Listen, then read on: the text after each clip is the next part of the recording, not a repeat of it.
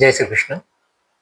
भगवान श्रीकृष्ण पुढे म्हणतात की जर आत्मा जन्मणारा आणि मरणारा आहे असे जर मानशील तरीही शोक करणे योग्य नाही.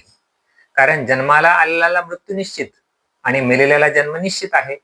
सर्व प्राणी जन्मापूर्वी आणि मेल्यानंतर अप्रकट असतात, फक्त मध्येच प्रकट असतात.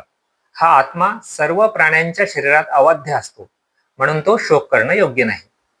म्हणजे उपाय नसलेल्या गोष्टीविषयी कशाला शोक करतोस?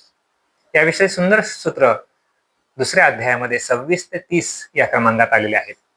अथ चैनं नित्य जातं नित्यं वा मन्यसे मृतं तथापि त्वं महाबाहो नैवं शोचितुमर्हसि. जातस्य हि ध्रुवो मृत्युर्ध्रुवं जन्म मृतस्य च तस्मादपरिहार्यर्थे न त्वं शोचितुमर्हसि. अव्यक्तादीनि भूतानि व्यक्तमध्यानि भारत अव्यक्तनिधनान्येव तत्र का परिदेवना.